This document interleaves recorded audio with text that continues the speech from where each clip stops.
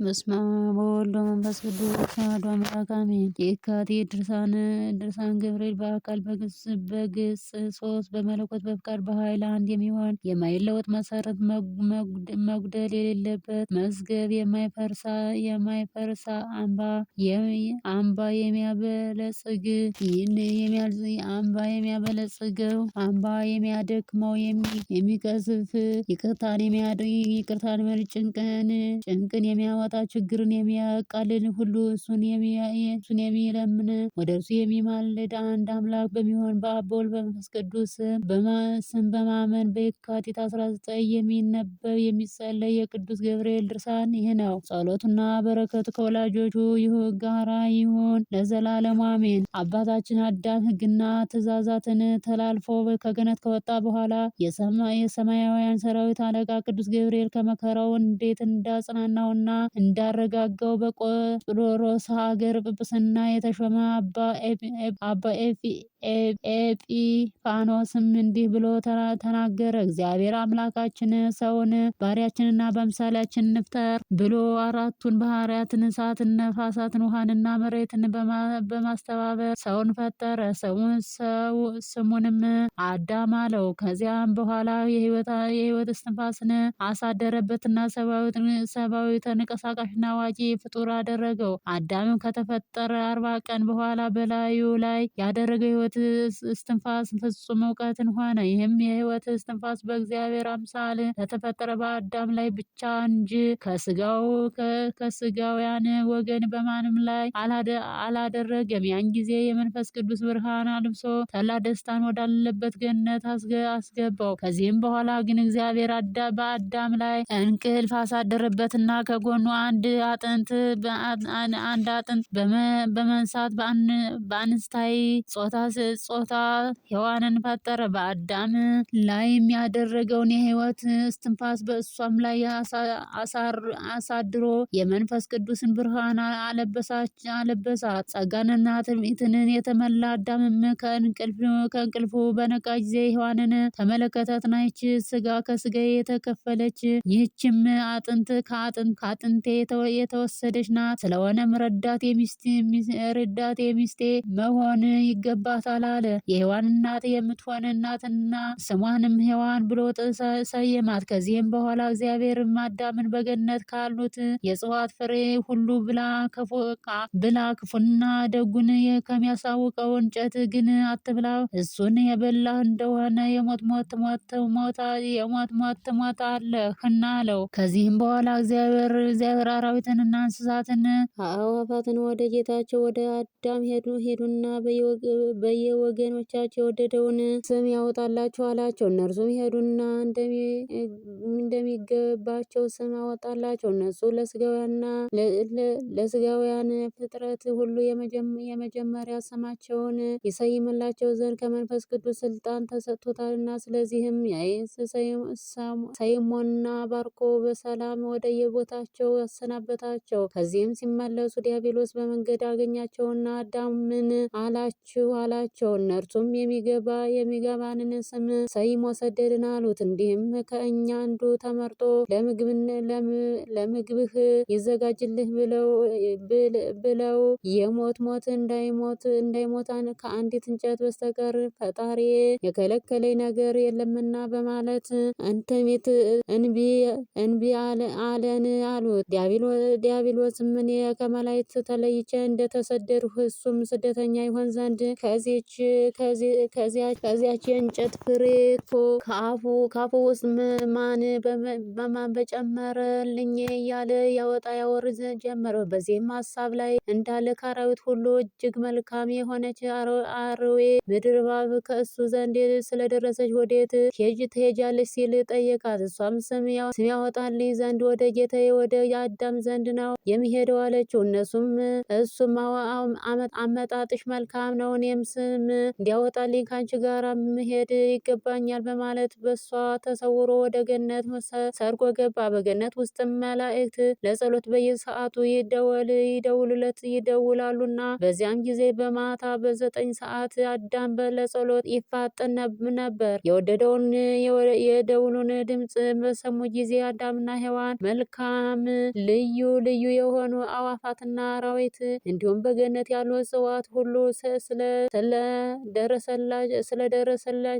ስለደረሰቻቸው ለእግዚአብሔር ምስጋና አቀረቡ።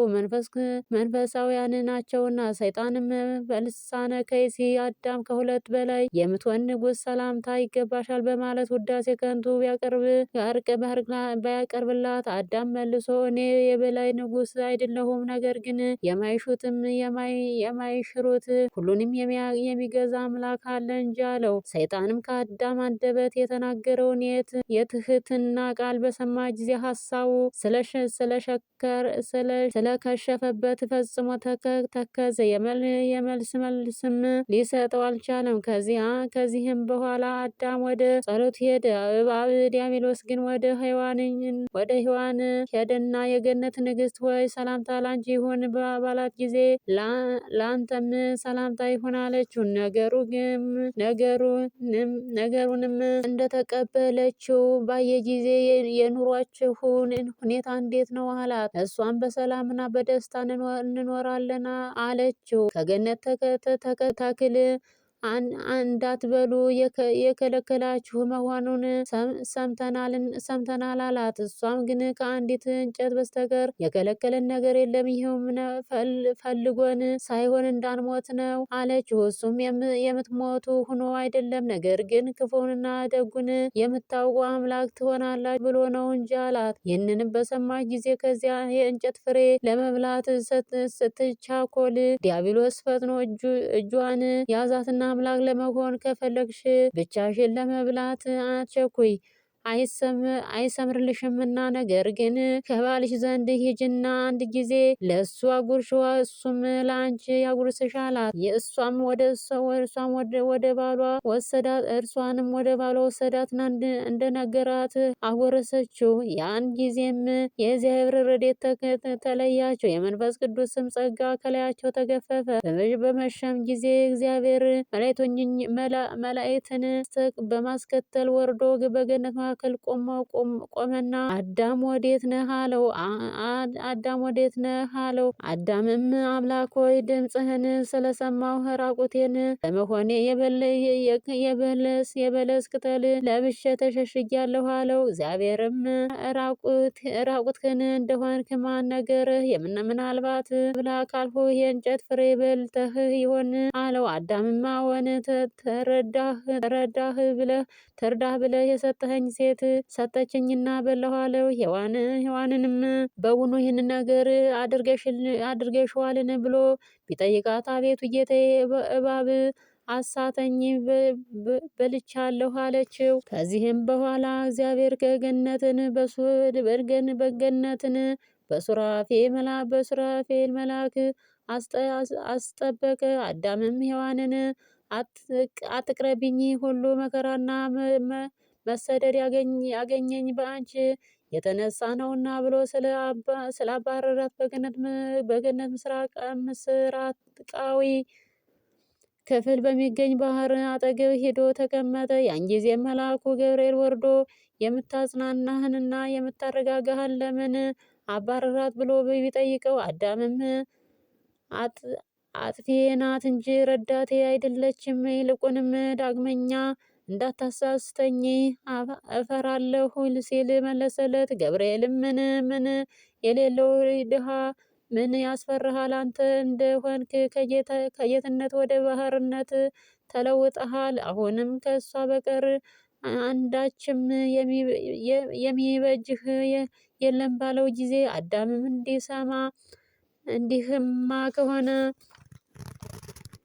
ትምጣ እንጂ ምን ማድረግ እችላለሁ አለ።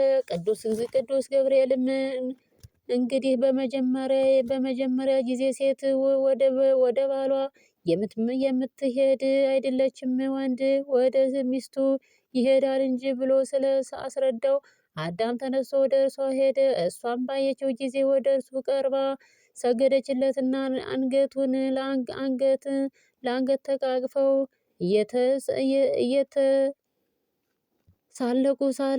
ስለ ገጠማቸው ችግር ተወያዩ። በዚህን ጊዜ ሔዋን አዳም ከቶ ዳግመኛ እግዚአብሔር ይቅር አይለንምን ይሆን ብላ ብትጠይቀው እሱም የቃሌን የምትሰማ ምክሬንም የምትቀበል ከሆነ ይቅር ይለናል። አሁንም እስከ አንገታችን በሚደርስ ባህር ገብተን ሳለ ስለ ኃጢአታችን 40 ቀንና 40 ሌሊት እናልቅስ አላትና በዚሁ ተስማምተው ስጋቸው እስኪቆራረጥ ድረስ በታላቅ ንስሐ በጸሎት ከባህሩ ውስጥ ገብተው ቆዩ።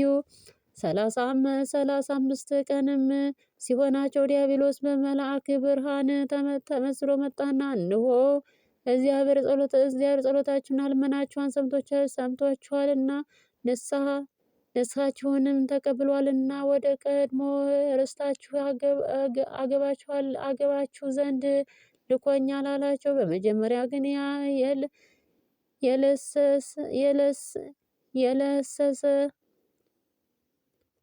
የለሰለሰች የእርሻ ቅቡ ወደ ሆነችው ሔዋን ዘንድ ሄደና እንደምን ትኖራላችሁ አላት። እሷም ቀድሞ በመልካም ኑሮ እንኖር ነበር፣ አሁን ግን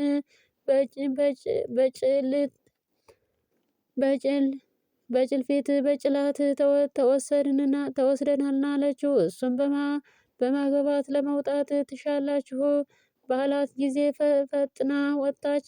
አዳም ግን 40 መዓልት 40 ሌሊት ቀኖና ንስሐ እገባለሁ ብዬ የገባሁትን ቃል ኪዳን ሳልፈጽም አልወጣም በማለት ተከራከረ። ሰይጣንን ግን ከቀድሞ ኃጢአት የዛሬው እንደሚከፋ ወቅ ቀድሞ አትብላ ያለህን በልተህ ከዚህ መከራ ላይ ወድቀህ አሁን ደግሞ ምሕረት ቢያደርግልህ እምቢ ማለትህ ስለ ሰውነትህ አታዝንላትምን?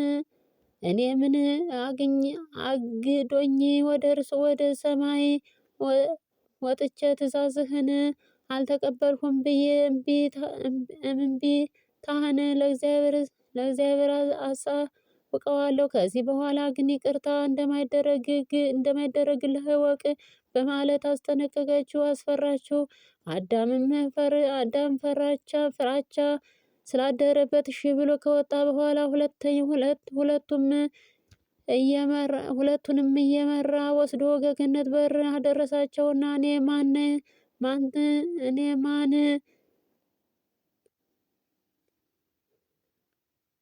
ታውቁኛላችሁ ብሎ ቢጠይቃቸው እኛ አናውቅህም ሲሉ መለሱለት። እሱም በገነት የመኖር መብታችሁን ገፌና ነጥቄ የወሰድኩባችሁ እኔ እኮ ነኝ። አሁንም ንስሐችሁን ሳትፈጽሙ ሀሳባችሁንም ያደናቀፉባችሁ እኔ ነኝ። ከእንግዲህ ጠፍታችኋል፣ የመዳን ተስፋ የላችሁም፣ ቃል ኪዳናችሁንም አፍርሳችኋልና አላቸው። አዳምም ይህንን በሰማ ጊዜ ጠላቴ ዳግመኛ በወዴት ታገኘኸኝ በማለት ከምድር ላይ ወደቀ።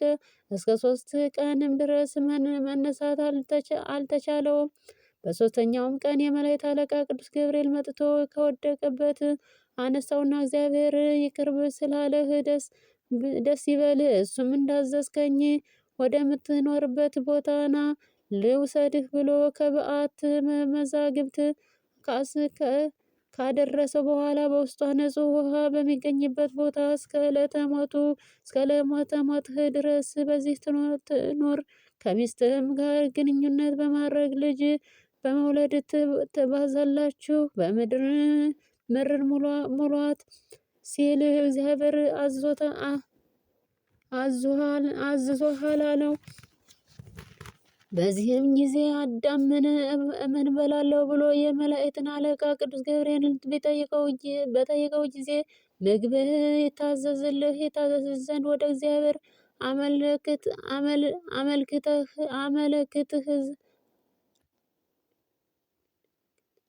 አመልክት አለው። ከዚህም በኋላ የመላእክት አለቃ ቅዱስ ገብርኤል ሄዶ በገነት ስላሉ አዕዋፋት የገነት ንጉሥ አዳም ነው በረሃብ ሊሞት ቀርቧልና በገነት ካሉት ፍሬዎች ሁሉ ወስዳችሁ ስጡት፣ ባትወስዱለት ግን በኋላኛው ዘመን ከገነት አዕዋፍ ይልቅ ከሚበዙ ልጆቹ ጋር ወደ ቀደመ ርስቱ በሚመለስበት ጊዜ ቅጠሉንም ፍሬውንም ይከለክሏችኋል አላቸው። ከነሱም እንደተነገራቸው ፍሬውን ከአዳም ዘንድ ይዘው ሄደው አበረከቱትና ቡራኬ የተቀበሉ። በአንድ ጊዜ ከገነት ዕፀ ባመጡት የዛፍ ፍሬ 12 ዋሻ ሞሉለት። የዋሻውንም ስፋት 30 ጊዜ የጦር ውርወራ ያህል ነበር። አዕዋፎችም ፍሬውን በየዋሻው ከመሉ በኋላ አዳም በአምላክ ትእዛዝ ከገነት ተሰደድህ፣ በወጣህም ጊዜ ምግብህን ከገነት ፍሬ እንዳመጣህልህ ልጆች ያውቁ ዘንድ ለመታሰቢያህ እንዲሆን ይህንን ውለታችንን ገልጸህ ጻፍልን አሉት። በዕለተ ዓርብ በሰርክ እንደወጣህ እንዲሁ ዓርብ በ9 ሰዓት ወደ ቀደመ ርስት ተመልሰህ የምትገባ መሆንህን በሁለተኛው ገጽ ሰማይ ቅዱስ ገብርኤል ሲናገር ሰምተናልና። አሁንም በሙሽርነትህ ጊዜ ልጆችህ እንዳይበድሉኝ ውለታችንን ያውቁ ዘንድ ይህን መታሰቢያ ጻፍልን እያሉ ደጋግመው አሳሰቡት። እሱም ለመታሰቢያ የሆናችሁ ዘንድ በድንጋይ ሐውልት ላይ ቀርጾና ጽፎ አስቀመጠላቸው።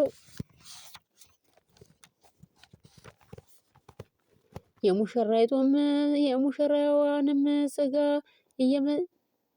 እየመገባችሁ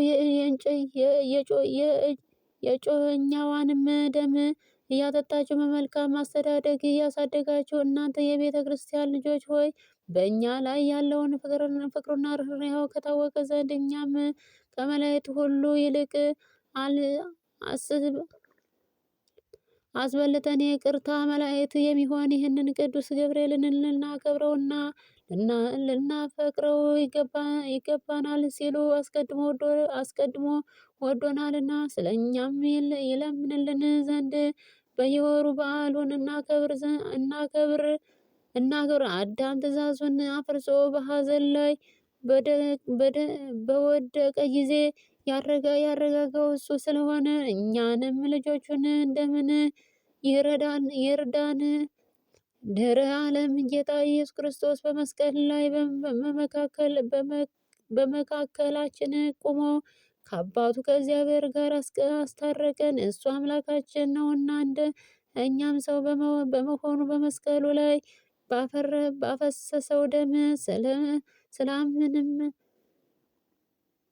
ሰላምን ሰርቶ በሰማይና በምድር ያሉትን አስታረቀ ብሎ ሐዋርያት ጳውሎስ መሰከረ። በመስቀሉ የፈጸመው ፍቅርና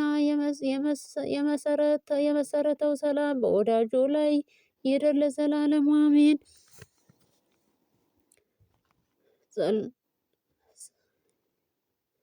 ጸሎቱና በረከቱ ከወዳጁ ከሕዝበ ክርስቲያን ጋር ይኖር። የመላእክት አለቃ ቅዱስ ገብርኤል ያደረገው ተአምር ይህ ነው። ሰዎች ቤተ ክርስቲያንን ከሰሩ በኋላ ለእያንዳንዱ አንዳንድ ምሰሶ ያለው መሠዊያን ሰሩ። በዚያም ጊዜ አንዳንድ መልኩ ያማረ ጎልማሳ ገብቶ የሥራውን ሁኔታ እየተመለከተ በሚያደንቅበት ጊዜ ቅዱስ ገብርኤል በሱ ላይ ክንፉን ዘርግቶ ታየው። አናጢዎች ለምሰሶ የሚሆነውን እንጨት ቆርጠው በሚቆርጥበት ጊዜ ቅዱስ ገብርኤል በእጁ የያዘውን በትር አብሮ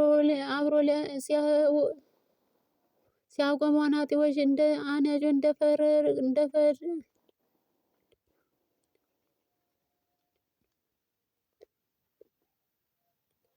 እንደፈለጉት ይሆንላቸዋል። ያም ጎልማሳ ይህንን ታላቅ ታምር በተመለከተ ጊዜ ፈራ።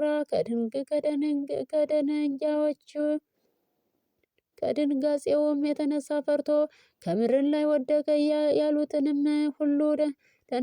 ሁሉ ደነገጡ። አእምሮው በተመለሰ ጊዜ ግን ምን ሆንክ? ምንስ ታየህ? ብለው ጠየቁት። እሱም ብሩክ የሆነና ታላላቅ ክንፍ ያለው ሰው አየው። ክንፎቹም በእነዚህ ሰዎች ላይ ዘርግታቸዋል አላቸው። አምዱ ወይንም ምሰሶው በሚቆምበት ጊዜ በትረ መስቀል የያዘበት እጁን ይዘረጋል። በትረ መስቀሉም ከፀሐይ ይልቅ እጅግ ያበራል። ከሚቆመውም አምድ ጋር ሲያቆመው በቆመበት ቦታ ጸንቶ ይቆማል። ሕዝቡ ሁሉ ይህንን በሰሙ ጊዜ በሃይማኖት ጸኑ። ባለጸጎችም ድሆችም ትንሹም ትልቁም ሎሌውም ጌታችንም ሁሉንም አቅማቸው በሚፈቅደው መጠን መባቸውን ለቤተ ክርስቲያን አገቡ። እኛንም በቅዱስ ገብርኤል በዓል ሁልጊዜ መባአቸውንና ቁርባናቸውን ይቀበል ዘንድ አምላካችንን እግዚአብሔር እናመስግነው። የነገስታት ንጉሥ የአማልክቶች አምላክ በሚሆን በጌታችን በመድኃኒታችን በኢየሱስ ክርስቶስ ፊት ወላጆች ውስጥ በክርስቲያንን በቃሉ ይማረን ለዘላለሙ አሜን። ቸር ጠባቂ ከሚሆን ከሰማያዊ አባቱ ማህያው ከሚሆን ከመንፈስ ቅዱስ ጋር ምስጋና ገንዘቡ የሚሆን ጌታ ኢየሱስ ክርስቶስ በሚሆን ጌታ በቅዱስ ገብርኤል ጸሎትና ረድኤቱ አገልጋይ ሕዝበ ክርስቲያን ጋር ይጠብቀን ለዘላለሙ አሜን።